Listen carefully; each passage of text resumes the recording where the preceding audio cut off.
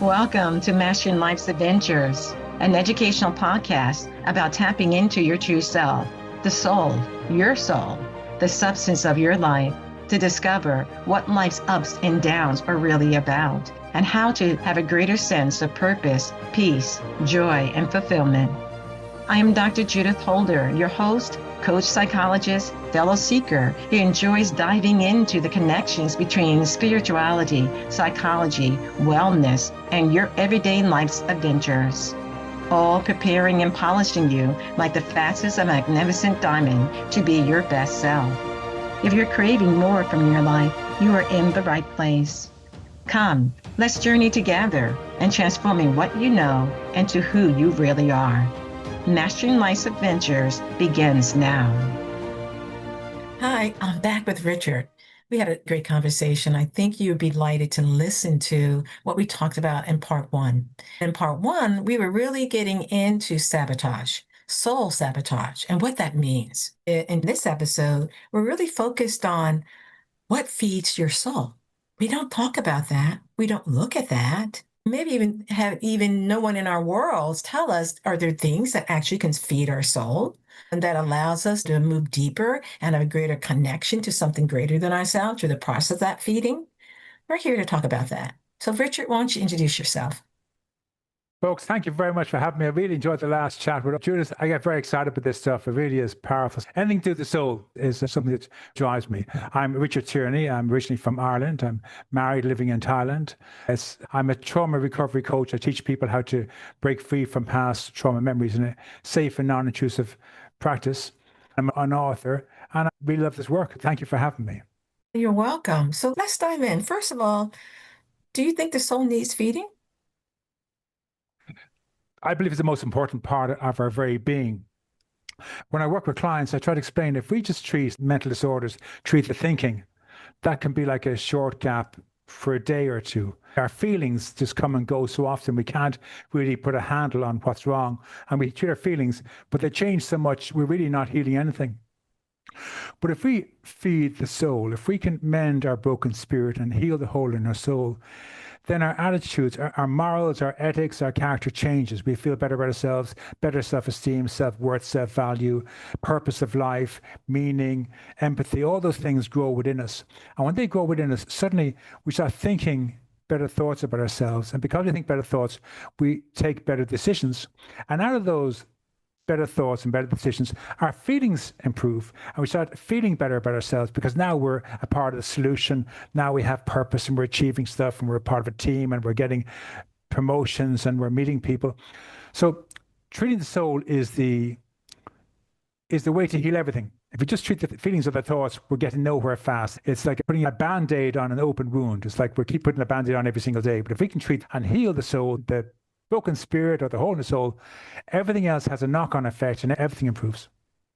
Sometimes I don't think people are aware that the soul can be fragmented or less whole. We're always limping along because we haven't gotten to the cause and core of that the soul needs the healing, not the personality. Psychology has dealt with counseling and helping the personality, and that may get its mileage, but I'm interested in going deeper. That deep dive is into the soul and understanding the soul. If that gets healed, and that allows us to feed the soul more actively and intentionally, wouldn't that be so much better for the evolution and progress of our soul? Yeah, that's the goal, I think. But again, I mentioned in the last episode, a big problem is that God has been used as a weapon against most people. And there hasn't been Bible teaching in school. So kids grow up with no understanding of God, no real healthy concept of God. It's almost like if you're a Christian or something, then you're a do-gooder. You don't enjoy life. You live this very browbeaten life and you can't drink, you can't smoke, you can't vape. You can't do all these things that normal people do. It's a boring life, and I don't want that life. So the idea of feeding your soul or reading the Bible is like, I don't want to be there. I play golf, I cycle, I swim. I love playing computer games. I'm crap at them. I love playing shooting games, and I'm not great in GTA, but all those Second War, the shooting games. I love the shooting games. And I love watching movies, John Wick. I'm still a Christian, but I like things of this world. I just make certain that my behavior towards other people. So you can watch all the TV you want, but if it starts affecting your behavior, that you treat people badly, then less watching of that. So I don't watch as much John Wick anymore, or those violent movies. I don't watch them anymore. And I don't watch sex movies because it changes my attitude towards women. I'll be very conscious of what I watch, that it doesn't affect my inner being as how I treat people. So I don't watch movies that depict women as being less than. There's so much happening nowadays. You can see how far the world has fallen when guys slap girlfriends and they laugh at it and put it on TikTok. It's kind of going, you don't strike a woman. You don't get to make it normal behavior to strike a woman. And if we're watching all these programs that says it's okay to strike a woman, or it's okay to offend a woman, or not respect someone's property, we're going downhill fast. I don't play as much John Wick games or computer games, but I have played in the past. If I want to have a game, I can have a game with my son. It's not something I beat myself up over. But there's things I don't do anymore. I don't watch anything that would in any way put down women or make them less than. The only comment I would add to that is something I've talked about in previous episodes, and that is where we put our attention to is what our experience will be. So if we put our attention to violence or these other things, that is where our attention feeds the soul, but it feeds the soul not what the soul needs. It's false gold. It's not the real substance of what the soul needs. So it's very important for those who are walking a spiritual path to be mindful of what they watch, what they think, what they say, how they behave, because you are trying to uplift yourself. So it allows society and people around you to be uplifted too, because all this vibration, as I said in the last episode. And so we want to be aware of the fact that we can still have joy. We can still have excitement. We can still be humorous. There's many things that we can still do, but we have to realize what feeds the soul and what doesn't really feed the soul. Like empty calories to the soul with some of the things we engage in. It's the substance that we give it that allows it to continue to progress and evolve. Yeah, definitely. It's like you feed your body. We all feed our body wrong. We all eat chocolate at some stage, or put beer in our system, or smoke a cigarette, or have too much sugar or whatever. But we also eat healthy food. And it's getting that balance right and trying to eat more healthy than less of the sugary food, the processed foods, and more of the healthy foods. And then the same thing with fitness. Don't spend so much time on the couch. Do some walking, do something, get some balance. And the same with your spiritual. You want to feed your soul, but you also want to be a member of the human race. And the human race has been a part of. So I've got children. We love watching things like Jurassic Park and science fiction movies. Now, I know they're not real. I know that Jurassic Park isn't real. They're movie stars in a animated movie, and I love Star Wars. I love all those science fiction kind of stuff, but I don't think that that's real. So I'm okay myself watching these things. I love watching Westerns and Clint Eastwood, but I don't binge watch them all the time and ignore my spiritual. I make certain that I get my Bible studies and my Bible readings, and John Emmett Fox and Joseph Murphy and Neville Goddard and Florence Sharp and all these wonderful teachers. And I make sure I get an equal, if not more, amount of the spiritual compared to the other stuff, that there's a balance of 60-40. So 60% is the really good stuff and 40% is the not. It might be 70-30. Most days it's 70-30. But if I ever go where I have a binge on the processed stuff, I make certain then, okay, you were eating a load of sugar yesterday, you're fasting tomorrow. There's no sugar now for a week because you binged yesterday. There's behaviors we do as responsible adults. So if I was on an intermittent fasting diet and today I had 2 bags of crisps and a bar of chocolates, okay, that means for the next 5 days, you get no sugar at all. You're just you're going to pay for that price. So there's behaviors we start doing about feeding our soul, about putting good things into our soul. And what are those good things? Well, you've made your list already. Which spiritual tradition are you following? What do you need to learn in the spiritual tradition to get closer to that tradition? So whatever one you've followed, where do you go for the food for that spiritual tradition? And then you start feeding that. So for me, I do, first hour in the morning is given to God. The last hour before bed, I give into God. And then I give about 5 minutes of my morning break, 5 minutes of my afternoon break, and about 10 minutes of my lunch break. I go somewhere quiet and I kind of go, this is a great day. I'm halfway through my day already. Thank you very much, Lord. Just make me behave myself the rest of my day, maybe be respectful and kind and see Christ in everybody. And that's my conversation. I go back about my work. And then at the end of the day, I say, my day was good and bad. I give it all to you now. Take it from me and grant me a night's sleep. So you learn to have these moments in your day where you give your day to God. I can't do this anymore on my own. Take it from me for the next 8 hours of peaceful sleep, or the next 2 hours. I'm going into an interview now. Please stop the voices in my head so I can behave properly in this interview. I'm going for a date. I'm going on Judith's podcast. Quieten my mind so I'll be civil and I'll speak clearly and I'll share the conversation with Judith, and so on. So you ask God to give it. And what will happen is you go into this conversation and you'll be amazed that you spoke so clearly and quietly, and you're reserved and reverenced. So that kind of stuff. And it's just things that outside of yourself, things will happen that you're kind of going, that wasn't me. I don't know how that happened, but I normally speak at 90 miles an hour and I use some curse language. But with Judith, I didn't use one bad language and I didn't speak too fast, and I let Judith speak as well. And how did that happen? Yeah, it's inviting God into your life. It's the invitation that you're doing on a daily basis, and those periods you're doing check-ins with yourself.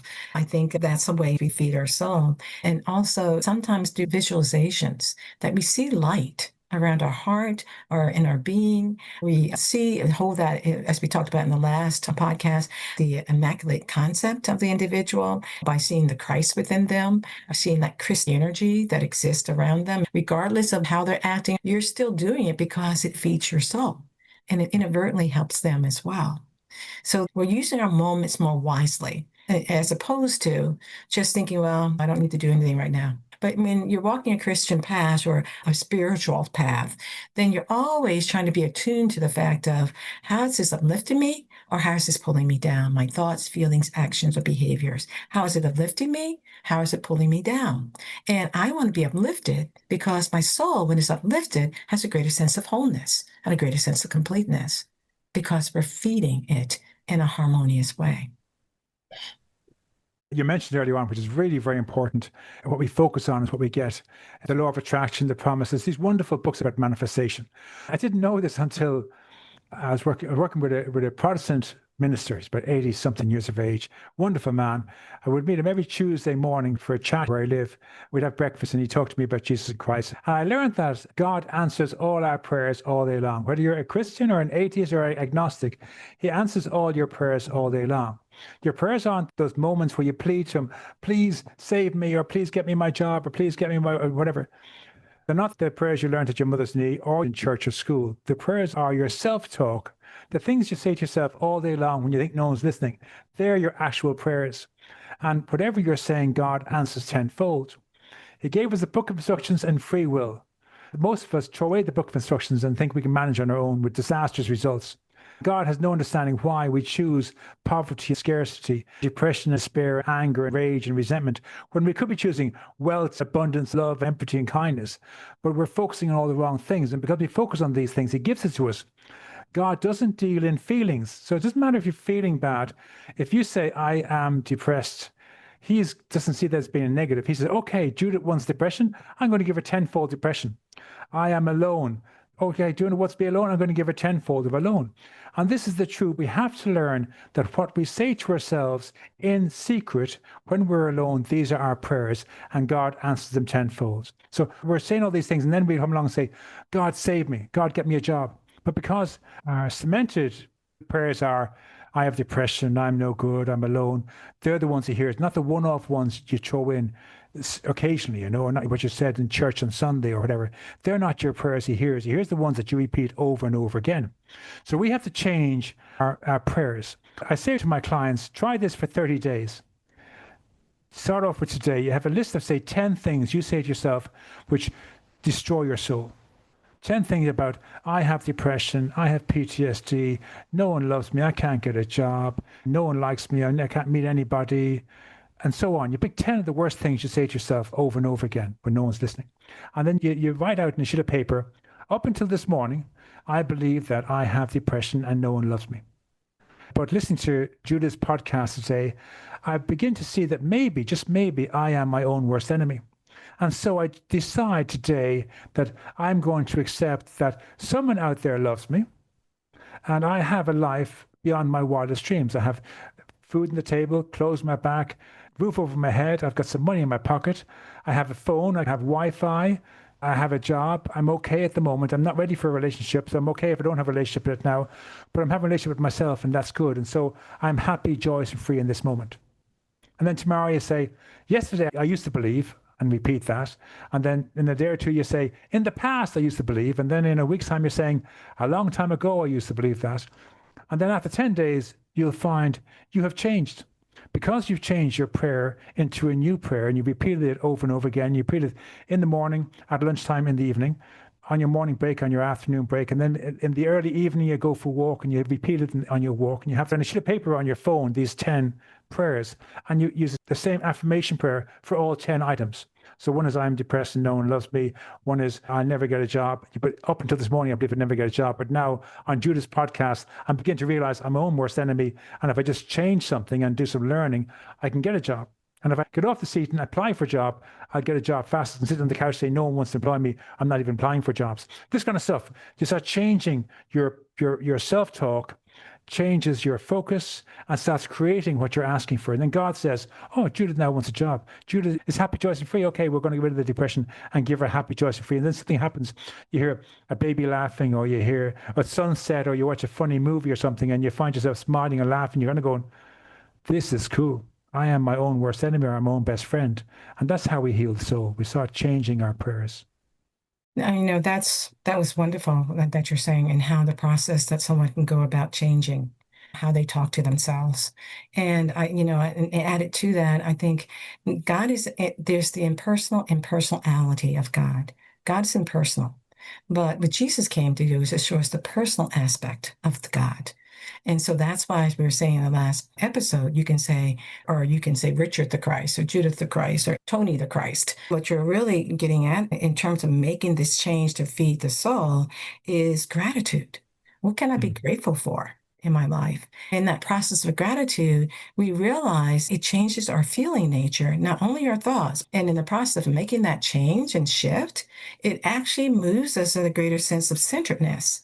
And when we're greater centered, then we can hear the whispers of our soul and the guidance trying to be given to us. So we make better choices and the things that we need to do, because we're not having all of this chatter going on in our mind, or what I would call sticky thinking. We have to be able to make a shift in that. And you just given a way and to help people to, who are walking a spiritual path, to say, this is how you can do it and be intentional about it. And I think those are great pearls of wisdom that you've given, Richard.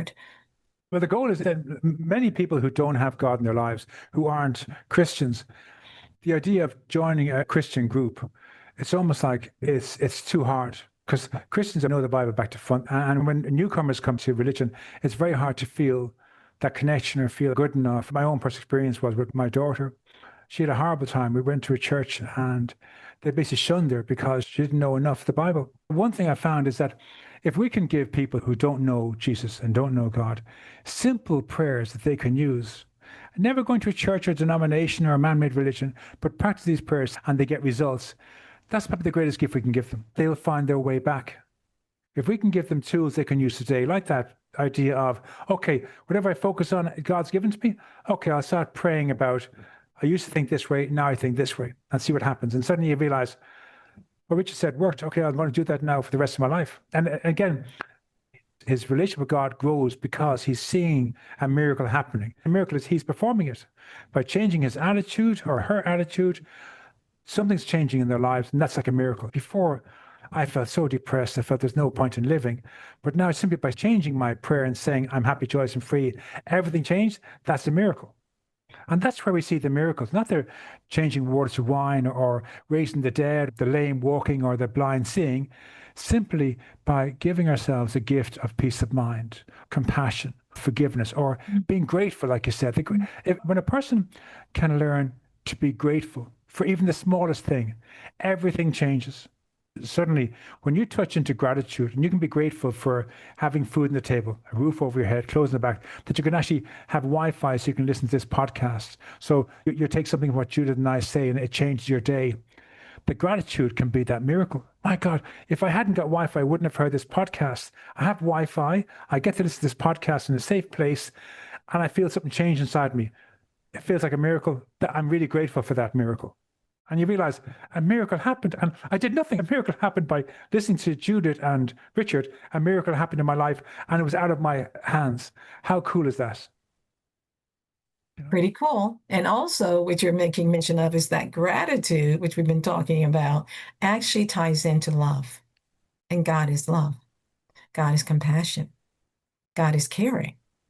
And God wants the best in our worlds. It's a kind of a domino effect by us doing that. We're going to realize it's opening up a greater release of light into our world, which we felt was very dark, but is actually lifting us because now we're putting our attention to those things that feed the soul. And also, Jesus tells us, don't be bothered about going to church. Just live by the Spirit. So you can become a Christian without ever going to church by just being spiritual, by feeding your soul with gratitude, love, empathy, kindness, and saying to people, I see Christ in you. By those simple actions, you're living Christ-like. I'm Richard the Christ, and one of your audience, they're all members of the Christ. They are the Christ in one way. I'm Christ Richard the Christ. I like saying that. It's a great sense of being a part of God. By saying, I am Christ Richard the Christ. A great sense of peace in that. It's as if what you're tying into is making more intentional action around the soul is like a spirit spark that exists with us. And that spirit spark comes from some source, from this great light of energy of what God is, just as Jesus came as a spirit spark to show us the way. And so the more that we are aware that this spirit spark that we're feeding, so it can grow and grow within us to give us a greater sense of wholeness and balance in our lives, the more we gain joy, the more we gain being in the right place at the right time. We gain so much more because you're willing to know there's something greater that exists within you that you can honor in other individuals as well. And one other thing, my sister is a psychotherapist, and I had two psychotherapists earlier in my recovery, the most kind, loving, empathetic people. I'm not putting down psychotherapists or psychiatrists or cognitive therapists in any way, shape, or form. But at some stage, people realize that all the years of therapy, nothing's improving. Man-made solutions are failing. And the idea is to find a spiritual solution to heal the hole in the soul. And then when we heal the hole in the soul, our thinking changes, our feelings changes, and it's a way of healing ourselves completely. And so the idea is to teach people how to feed the soul, heal the soul, the broken spirit. And there's one other prayer I'd like to share with you. It's my favorite prayer. It's probably the most powerful of them all. If I may, ask your audience tonight when you're going to bed, have a pen and paper and write out in a pen and paper the 10 worst people, places, and things that irritate, annoy you, frustrate you. And you can include God in that, your understanding of God, that he doesn't care about you. Put it all down on a sheet of paper, 10 or 20, whatever you have would be the people or the places or things that annoy you, irk you, frustrate you. And then for this first practice, you have to get down on your knees. After that, you can do it sitting up. But this one here, you get down on your knees, you hold your hands about shoulder height and say, Lord God, I've carried this cross since the day I was born. And like your son, Jesus, it's too much for me. All the depression and despair of the past has weighed me down, and all the fear and anxiety of the future, of the unknown future, bears heavily upon my shoulders. I can't take this anymore. It's too much for me. Please take it from me for the next 8 hours. Give me 8 hours sleep in exchange for this list. I give it all to you freely and unconditionally. Thank you, Lord. Go into the bathroom, tear your page up, throw it down the toilet, flush it down the toilet, have a shower, brush your teeth, all that kind of stuff, get ready for bed, climb into bed, close your eyes, place your head in the pillow with a gentle, soft smile on your lips and close your eyes.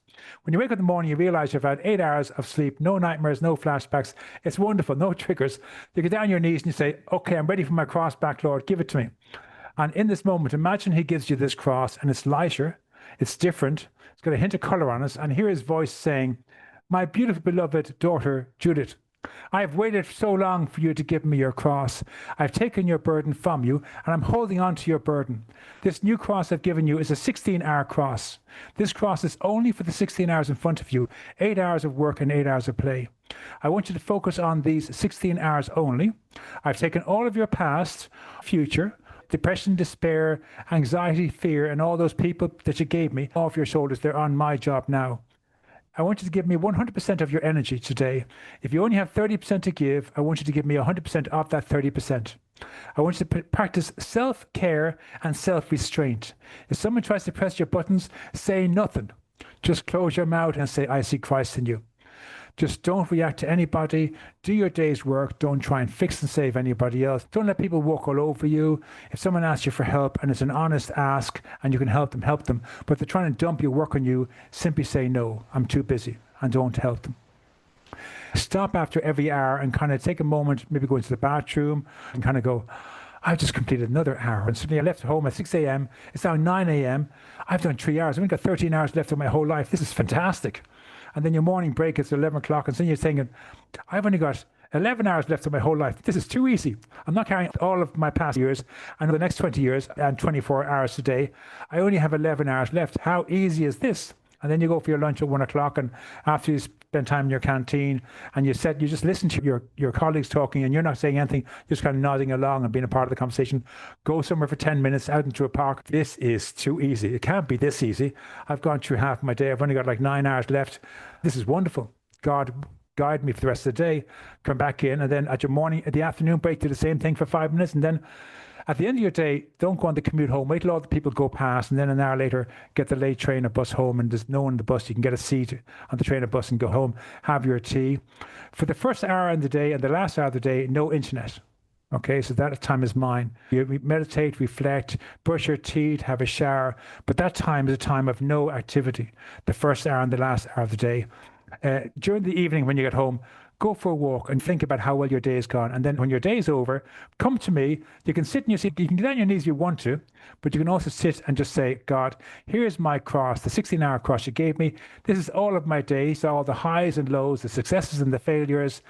What I achieved today, this is it. I had some wins, I had some losses. Here they are. I give them all to you now. Thank you very much. I'll take them off you, and I'll give you a new cross in the morning, and I'll take them off so you can have 8 hours sleep. And that's what I share with my clients. You do this, and suddenly you don't live your whole life and all the past in your shoulders and all the future in your chest.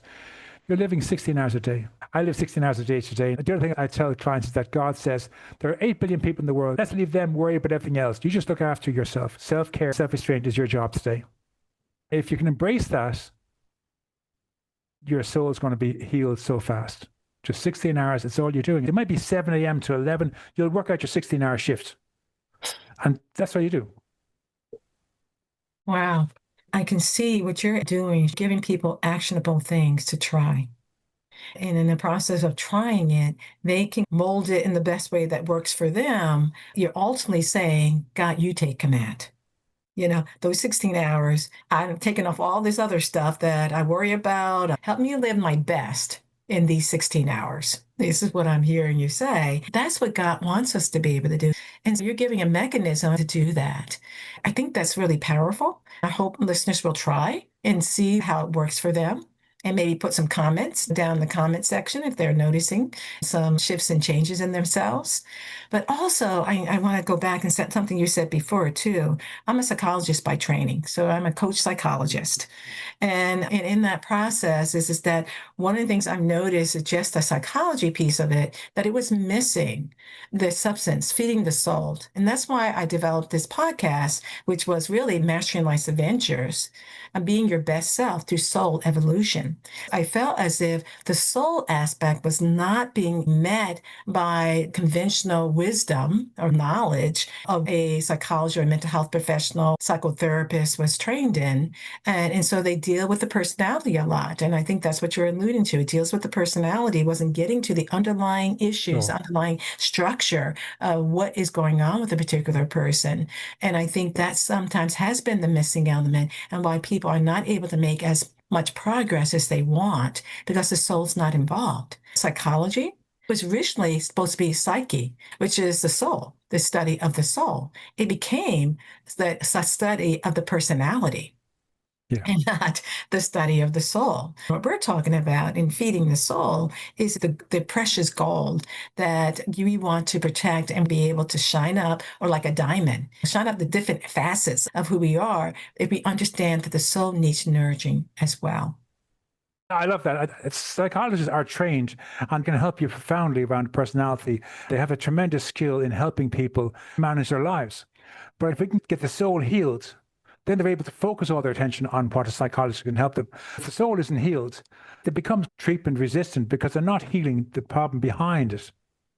They're not able to commit to the actionable things the psychiatrists or psychologists is telling them because the hole in the soul is holding them back.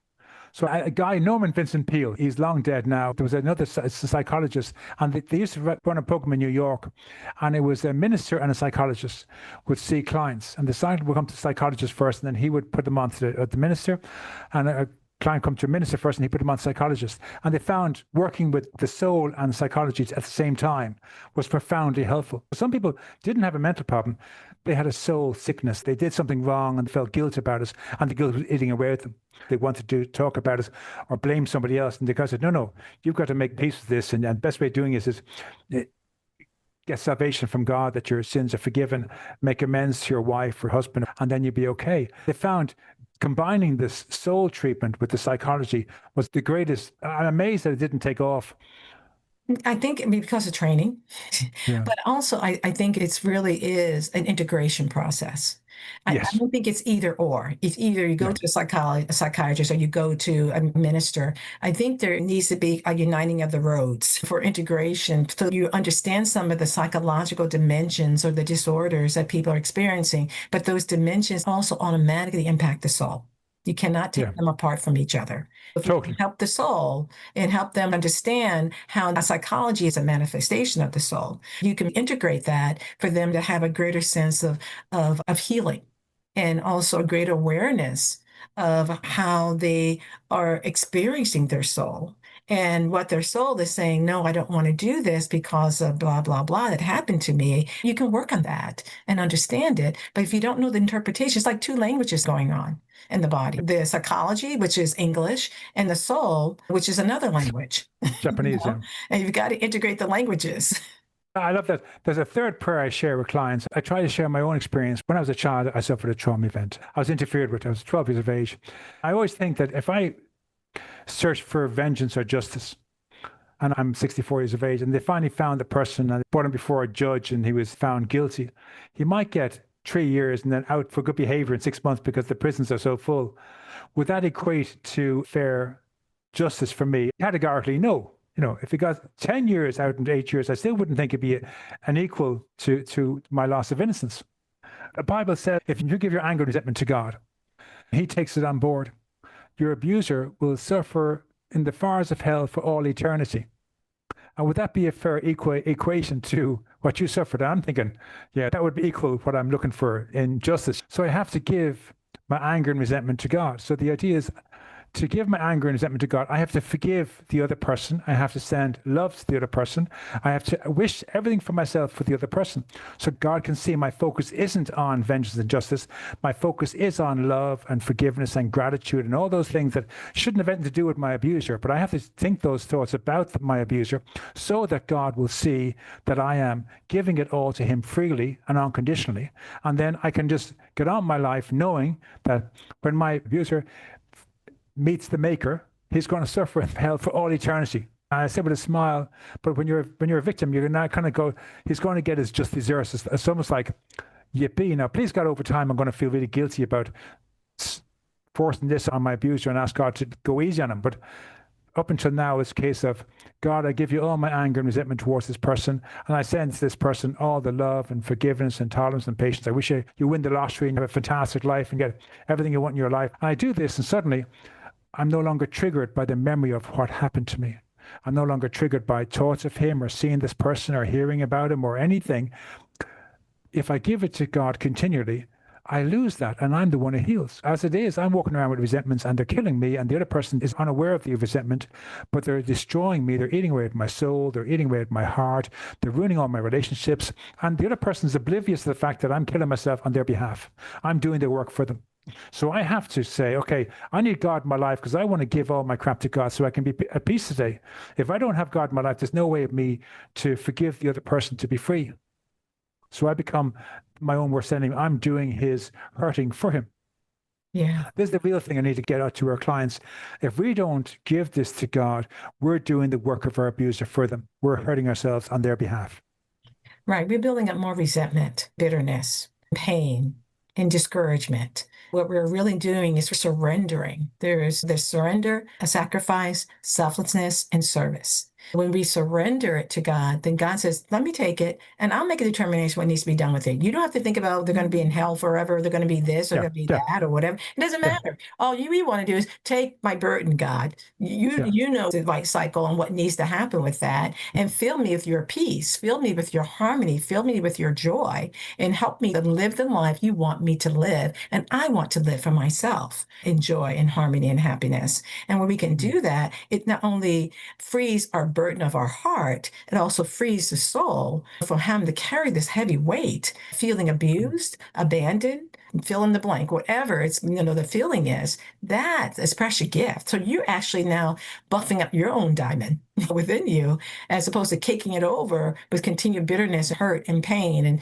and challenges that you're having because this person and what they did to you. So I love the idea you said earlier on about if we could combine the soul with the psychological. I think there's 1 billion people in the world today diagnosed with mental disorders. And if we could heal their souls, when they work with a psychologist, I know a psychologist in Australia, and she's talking about the fact that she'd have these files open forever. They couldn't close a file. Client would become treatment resistant, or they wouldn't work and they have to pass them on to somebody else. But it'd be really cool if you could heal a person's soul. And when you work with them as a psychologist, after 10 or 12 sessions, they've got healthy boundaries, they're having their life, they're happy and content, and they move on with their life, and you can close their file. How cool would that be if we could get the number from 1 billion down to maybe 800,000 in 5 years' time? We'd still have customers for another 100 years, but we'd be achieving something that in our lifetime we could say, yes, I was a psychologist and I managed to help 240 clients heal themselves. And that would be, I fulfill my purpose in life. But this thing about not treating the soul and only teaching the psychology, clients don't seem to be getting better. They seem to be stuck in a state of permanent brokenness. If we can heal the soul and do it together and then do the mental, I think what we can achieve is phenomenal. Some psychologists on these chat shows were saying that he believes in 50 years' time, they'll have no more mental disorders. They'll all be healed. And he's pertaining to the idea of healing the soul. I'm blown away thinking, someone else thinks, I heard this is what we need to hear more of. If we heal the soul and then pass them on to the psychologist can work miracles, teaching them how to have healthy boundaries and how to, But I mean, even in the, it's interesting side conversation, but one we can have it at some point too, because this process of nurturing or healing or feeding the soul actually is a process. When we're nurturing it, we start to be aware of soul behaviors that manifest through the personality, our thoughts, feelings, actions, words, whatever it may be. And then we start catching them as they're manifesting because we're healing our soul, we're feeding our soul. And then we realize, oh, that's not a right thought. Oh, that feeling, that's really, really old. So you have an observer that you're doing. As you're observing yourself, you're realizing, that's not what I want to be. That's not me now. This is more me. And we start making conscious choices, and making those conscious choices allows us to live a different life. But we have to be aware of the issues going on with the soul and the psychology of a person, so you can begin to say in an intentional way, yes, no, I need to change this. God help me, God guide me, God direct me to do that. And you're integrating it all together. And it goes back to self-restraint and be still and not react and be grateful. And all those little things that you think are little things, but they're ginormous. Like if you can get into suddenly being grateful that you came on Judith's show tonight and you heard this, it's kind of like, that's the missing link. Thank goodness I turned up in Judith's show tonight. Or I'm going to practice gratitude. I don't feel nothing to be grateful for, but I'm going to be grateful tomorrow. I'm going to decide, I'm going to say, I see Christ in Judith, I see Christ in Richard. Whoever I meet, I'm going to say, I see Christ in you, and they're going to be grateful that I can say that. And that's the only gratitude to have is, I'm grateful that I'm able to say, I see Christ in my mother, or my husband, or my father, or my brother, or my partner, or my soulmate. And just slowly build up that grain of gratitude into suddenly you're grateful for fresh air. It's not raining today. Or it is raining today, it's been hot for the last week, or it's summer, or it's winter, or it's Christmas time, or things to be grateful for. Suddenly you're grateful for that. It's like you see a butterfly and you kind of go, it's a sign. I've seen a butterfly. It's like it's new life. I'm very, very grateful. I saw a butterfly this morning. You can find things to be grateful for, and suddenly everything changes, And ultimately, what we are, again, this is really tying right back into the feeding of your soul, because gratitude is one of the great, it's like the great meal that allows you to feel a greater sense of completeness and wholeness. So if there was a comment or statement that you wanted to end with, Richard, what would it be? Well, the biggest one is many people, they feel they're victims, or there's a target in their back, and what happened to them. And it's very important to understand that what happened to you wasn't about you. For myself, at 12 years of age, what happened to that 12-year-old child didn't happen to that 12-year-old child. He wasn't the victim or the target. The person who acted out was fulfilling his own needs. It could have been anyone on the receiving end of his behavior. He was acting out his behavior, but he didn't wake up thinking, I'm going to target Richard Tierney and I'll do this to Richard Tierney. He woke up this morning and he had some desire in himself to fulfill, not a healthy desire, but he was fulfilling his need. And it was about him, not about you. So if we can get to a stage where anything happens in life, I'm not the victim, I'm the target. So I hate mentioning politics with the whole immigration, whatever. So they're not going after me. They're not trying to get me out by having an immigration thing, getting the whole of everybody out. Let's go after the whole haystack. We're only after Richie, but it's not about Richie, it's about the whole haystack. One thing is, I'm not the victim, I'm not the target. If I can see that in every area of my life, my wife is angry at me. I'm not the victim, I'm not the target. She's just venting. And she needs to express herself. My boss is venting. I'm not the target, I'm not the victim. He's venting at me, but he could be venting at anybody. It's not about me. If we can learn that we're not the victim, not the target, we can start healing our soul and being full of gratitude and all the rest of it. The second one is to know that we're never alone. Right now, you've got Judith and myself talking about this. If Judith and myself weren't talking about this, you wouldn't have these perspectives about the situations. You're never alone. On YouTube, Spotify, across social media, there's people talking about different topics. There's psychologists, psychiatrists, therapists, life coaches, there's holistic practitioners, there's priests and pastors and ministers, there's libraries. Never feel that you can't reach out to someone somewhere. I have a pet dog and I do most of my venting with my dog. So when I go walking with my dog and he's doing his pees and poos, I'm talking at my dog. I get to vent everything to him. He doesn't understand a word I'm saying. I bring him around his walk, I bring him back home again, and I feel better for venting to him. So you're never alone. And then the last one I have to say is give God a second chance. He may have been used as a weapon against you, but he wasn't the weapon against you. If you change your prayers, he will answer all your prayers. If you can change them into positive, he'll give you positive, because now he just answers them as they are, and most of them are dysfunctional. So give him a second chance. Okay, God, I'm going to change my prayers. I'm going to give you a second chance. I'm going to give you my cross at night time. I'm going to see you and every other person I meet. And just try these things and try it for 30 days. And at day 10, you're going to go, this works. And I can do it in my privacy of my room with the windows and curtains closed and the door locked. I can do it in the bathroom. I can do it where no one can see me. I can pretend I'm an atheist amongst my family and friends and do this on the quiet, and that God's okay with that. He answers my prayers. So they're the three things. You're not a victim. It's no target in your back. You're never alone. There's always someone you can talk to, and give God a second chance. I hope this has benefited you in some way. It's been a joy being here. Thank you, Judith. Oh, you're welcome. And, you said a lot, and I would just add one piece to what you're saying, not take things personally. Sometimes you're taking things really, and we've all been there, taking it personally, but some of this target that you were talking about is a need, desire, that other person, but how can we not take it so personally that it damages us so deeply and realize, yes, it's painful, it's hurtful, but we can heal and we can be able to move forward through understanding that God is in our life. And we welcome into our life, and we can begin to feed the soul to help heal the soul. So with that being said, thank you, seekers and listeners, for tuning in. And until the next time. Thank you for joining me for this episode on Mastering Life's Adventures, being your best self through soul evolution. If you have enjoyed what you've heard today, I would be delighted if you would share this episode with others, leave a thumbs up, and subscribe to my Mastering Life's Adventures podcast. Look forward to your joining the next episode. Please leave any comments or suggestions you might have below. Bye for now.